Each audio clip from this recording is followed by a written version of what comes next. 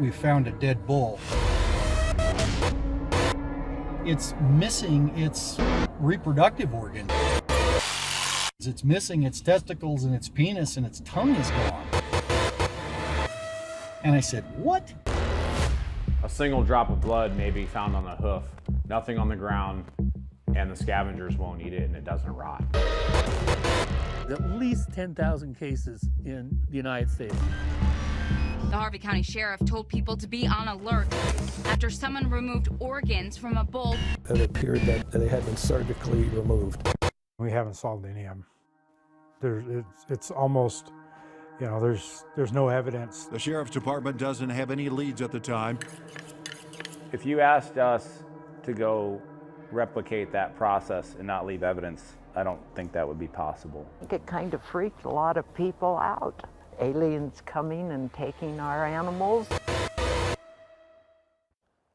It's the greatest unsolved serial crime spree in history.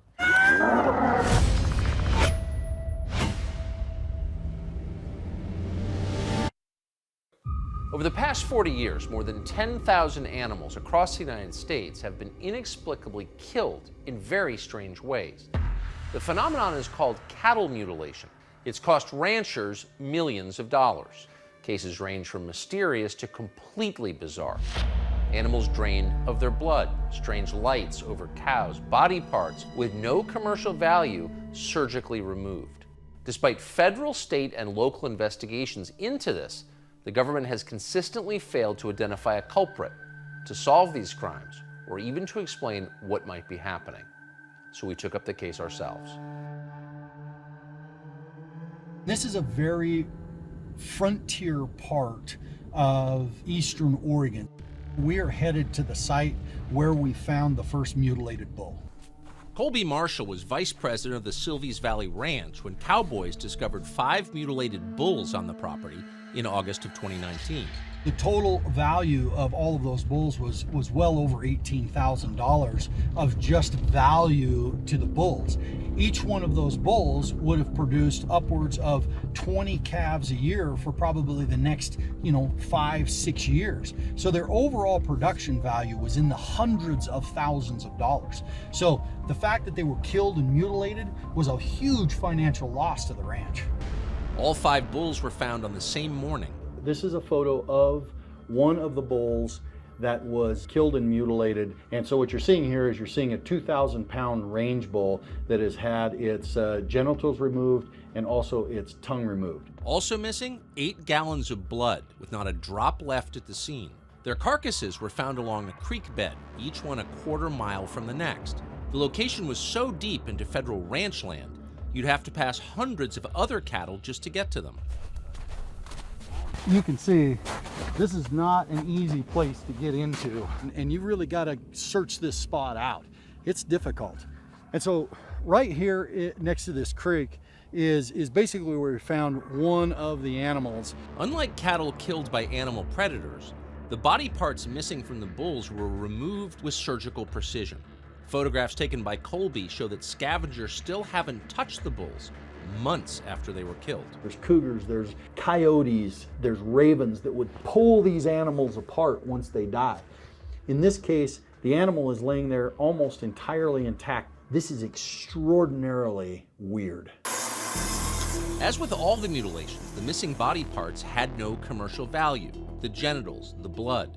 Any butcher would have thrown them away. There was no other outward signs that anything had killed him other than the fact that he was missing his reproductive organs and his tongue. No genitals, no tongue, no blood, and most important, no clues. There was no forensic evidence of any kind left at the scene. Not only were there no tracks, there was no knives left, there were no blades left, there was no bullets of any kind.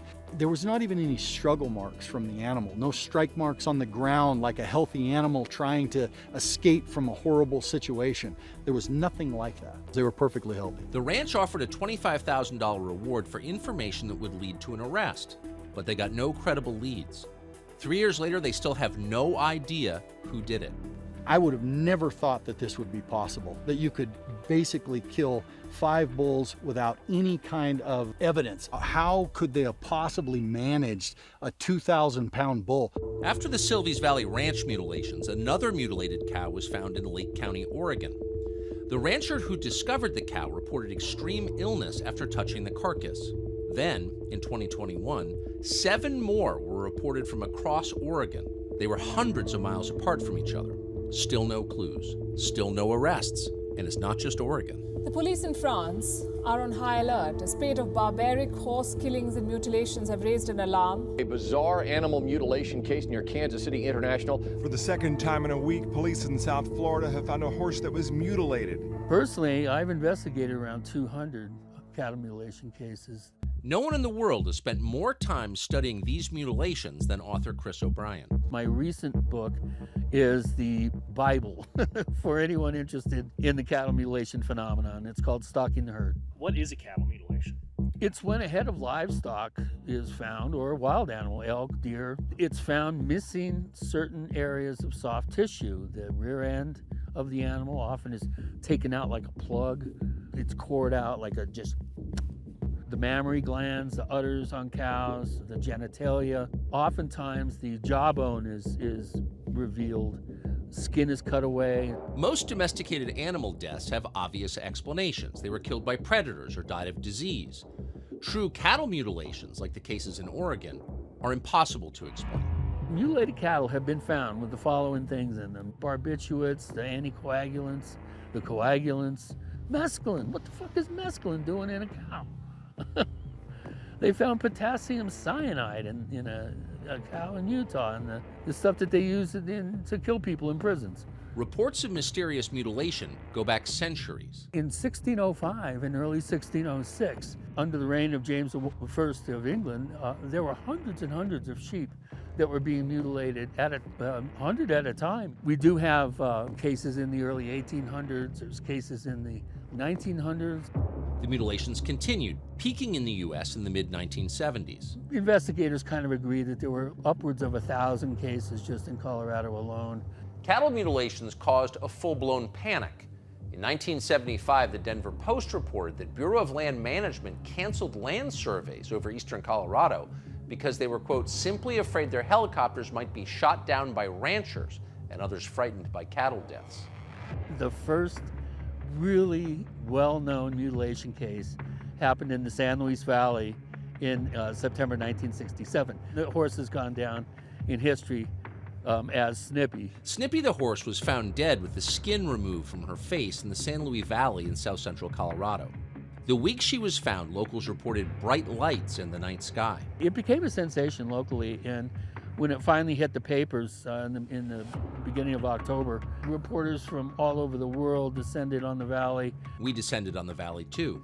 You're in southern Colorado in the San Luis Valley at the UFO Watchtower, and I'm that crazy lady down the road. Judy Messaline runs the UFO Watchtower, a roadside attraction in Hooper, Colorado, close to the site where Snippy the horse was found mutilated. Why do you feel the need to put Snippy on display? She's part of history.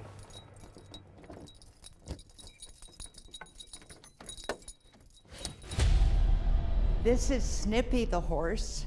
There was no hide, hair, meat, or anything from the shoulder to the tip of the nose.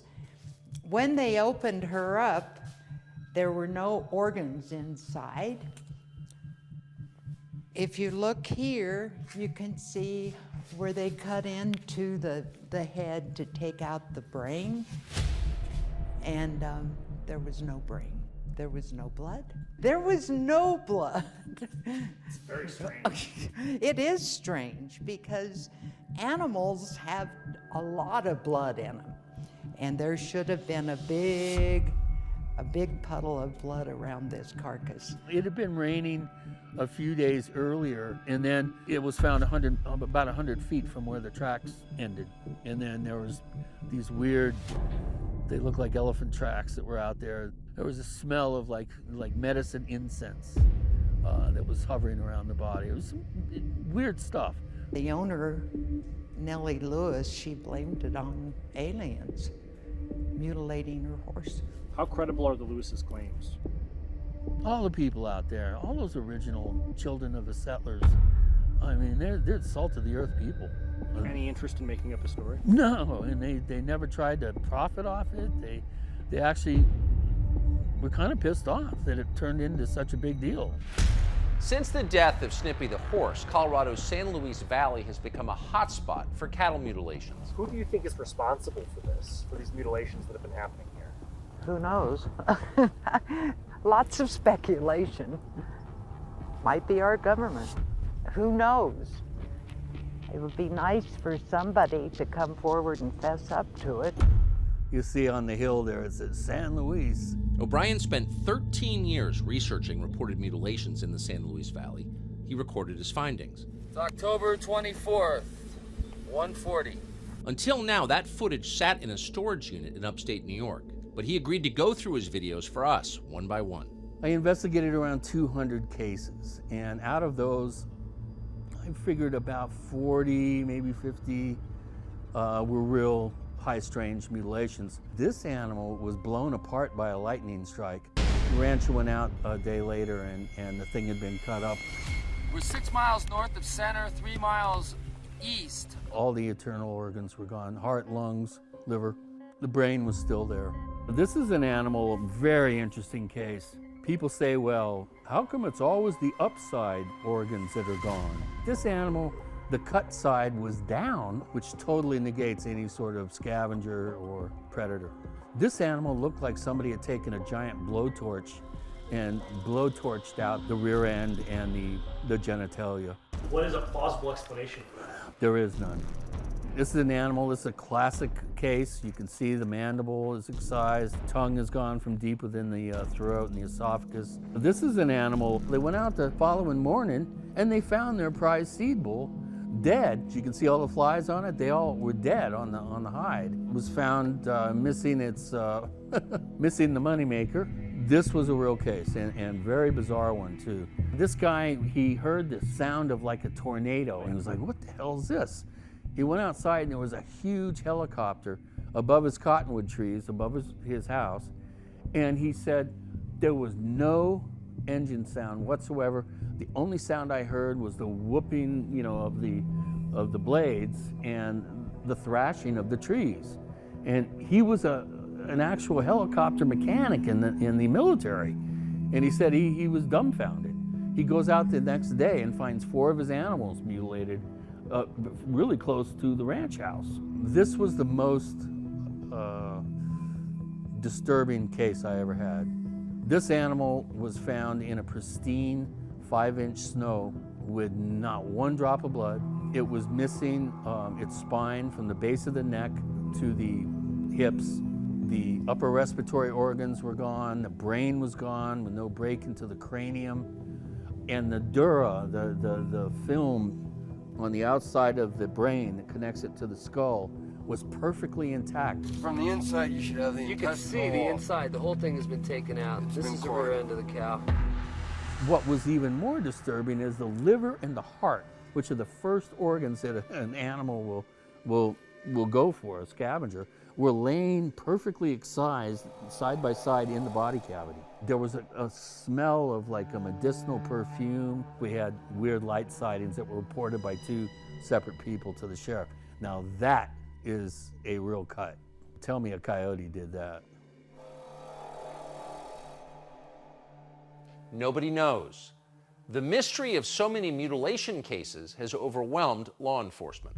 Sergeant Rourke, Sheriff's Office, Lake County, Oregon. I started doing this in 1994 out here. Sergeant Tom Rourke has investigated multiple mutilation cases. And there was no evidence, no clues of a suspect on those either. Same thing, you know, parts were cut out, holes cut in them, and parts, you know, organs cut away. No identifiable distinct tire tracks, no identifiable foot traffic. No evidence means no arrests. So the ones I've been involved in, we haven't solved any of them. It's almost, you know, there's no evidence to point who the perpetrator is. Rourke isn't alone. Every level of the United States government has attempted and then failed to explain the mutilation cases. It kind of is a mystery. I mean, I won't, you know. Not going to lie about that. It's mysterious. On multiple occasions, sitting U.S. senators have demanded the FBI investigate these mutilations. The FBI has declassified hundreds of documents related to mutilations. They detail the lengths that law enforcement has gone to solve this mystery. In September of 1974, there was a surge of mutilations in the Great Plains. The situation drove Senator Carl Curtis of Nebraska to demand an FBI investigation into what he called a series of incidents stretching from Oklahoma to Nebraska. The Bureau referred the request to the Fish and Wildlife Service, which blamed, quote, small mammals such as foxes and opossums. In 1975, Senator Floyd Haskell of Colorado, a Democrat, followed up with the FBI once more. FBI Director Clarence Kelly responded by acknowledging the reported use of an unidentified helicopter near the scene of a mutilation in Colorado. But the director shrugged off the case, saying, these actions do not constitute a violation of federal law, and therefore are not subject to FBI jurisdiction. Going down at 2. Stop, push, engine stop. And the Challenger has landed. In 1978, Senator Harrison Schmitt, a former astronaut who had walked on the moon, reached out directly to then Attorney General Griffin Bell, requesting that the Justice Department re-examine its jurisdiction in this area. Schmitt was deeply concerned about the mutilations. He told a local paper, either we've got a UFO situation, or we've got a massive, massive conspiracy that is enormously well-funded. Schmitt convinced the FBI to investigate mutilations on federal tribal lands. While the FBI was conducting its investigation, the New Mexico State Police launched its own. It was led by a trooper called Gabe Valdez. In December 1975, Valdez reported incisions on a cow that, quote, looked like they were made from the air while the cow was standing up. In 1976, Valdez reported a dead buffalo calf and noted a white helicopter was seen the morning of July 8th. In a summary of Gabe Valdez's findings, the special agent in charge of Albuquerque's FBI office wrote to Washington saying, the animals are being shot with some paralyzing drug and the blood is being drawn from the animal after an injection of an anticoagulant. It appears that in some instances the cattle's legs have been broken and helicopters without any identifying numbers have reportedly been seen in the vicinity of these mutilations. Valdez himself came to the conclusion that these mutilations are the work of the U.S. government and that it is some clandestine operation by the CIA or the Department of Energy, and in all probability is connected to some research in biological warfare. Valdez noted the mutilations' close proximity to Los Alamos, the site of the Manhattan Project. Senator Schmitt assembled a conference on the mutilations. The FBI, Trooper Valdez, Indian chiefs, ranchers, and forensic veterinarians all participated in the conference. The vast majority concluded that predators were not responsible for these killings. The FBI assigned agents to investigate 15 mutilations on Indian land. They closed that case because they lacked evidence. Somebody's obviously doing this, but as far as there's no evidence to point to one thing or another. Do you think there are more of these cases that aren't recorded? Absolutely. Absolutely. The main question is, who is doing this and why? I could poke holes in any theory that's trying to explain the cattle mutilation mystery. The most common theory is that the mutilations are caused by predators. The number one theory is that it's predators that are responsible for these unusual looking incisions. But what kind of animal predator makes surgical incisions? Why would the killer leave most of the meat inside the body? And what about the mescaline and the anticoagulants found in cows? And what about the cases where objects are seen hovering above the cattle? People see helicopters. There's a sizable population of ranchers that think the government's doing this. And they could. It could be bacteriological weapons testing. They could be looking for mad cow disease. Why would the government resort to covert efforts when they already have USDA inspectors at every commercial slaughterhouse? There's also some cases where large ranchers use cattle mutilations as a terror tactic to drive smaller ranchers out of business or to force them to sell. But if it's ranchers, why would they drain the cattle of their blood and remove body parts? Why wouldn't law enforcement be able to solve at least some of these cases? People also talk about, seeing UFOs. UFOs are probably involved in about 10% of cases. There's a whole fleet of them. Look on the ASA. One active duty naval aviator told us on Background that he frequently sees strange objects in the sky hovering above cattle. But why would these objects have interest in livestock? Some people think it's Satanists, that it's, black magicians doing ritual blood sacrifice. And yet they never specify which cult specifically might be doing this. It's really difficult soundbite material. It's really complicated. It is complicated. So just how plausible is it that humans would be traveling to remote places and butchering massive livestock while leaving no trace? Not likely, it turns out. I'm Seth Perkins. And I'm Scott Perkins. We're the Bearded Butchers. We own and operate a family-run butcher shop right here in Creston, Ohio. Seth and Scott Perkins are brothers who have decades of experience as professional butchers. Their YouTube page has more than 1 million followers. Few people in America know more about how to butcher a cow. What would happen if somebody with no technical expertise in the topic went out and tried to cut up a cow? It'd be an absolute disaster. For one, there'd be blood all over the ground. If anyone can replicate a cattle mutilation, it's these guys. So we paid a visit to their slaughterhouse. Question is, have the Bearded Butchers been in Oregon? The average cow has about 8 gallons of blood. Removing that blood is where the process starts. Even in a controlled environment like a slaughterhouse, it gets messy. So as you can see, as I started to open up this hide, the blood starts coming out, especially around this udder area. So if you were to do this in the field, even after you let the blood out of the animal, I'd say it's nearly impossible to not get any blood in and around the area of where you're working on this animal.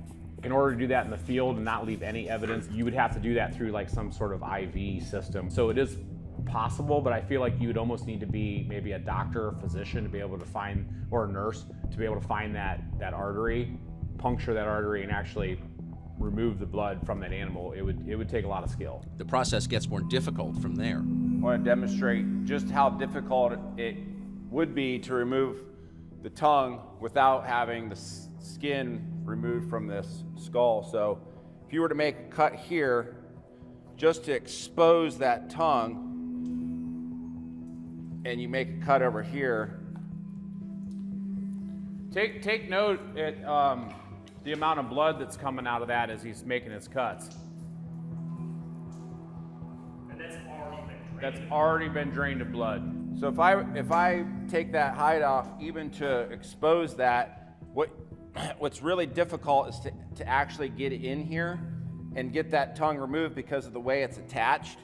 So you can't really get the jaw open far enough. And then if you strike the teeth with the edge of whatever object, assuming it's a knife, it dulls it dramatically and immediately.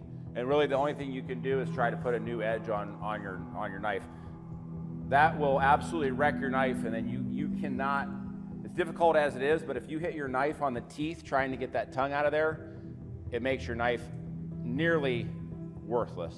So another point I'd like to make is Scott mentioned, how difficult it is to get that tongue out, but he's pulling this mouth open, he's pulling that jawbone away from that head as he explained that.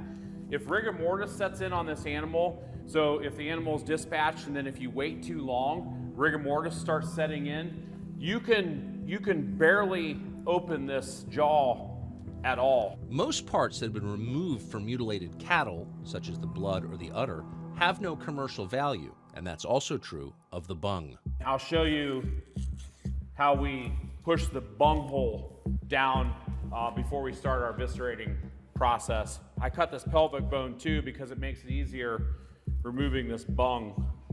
So we'll just start by taking the hide off, moving that hide down the tail.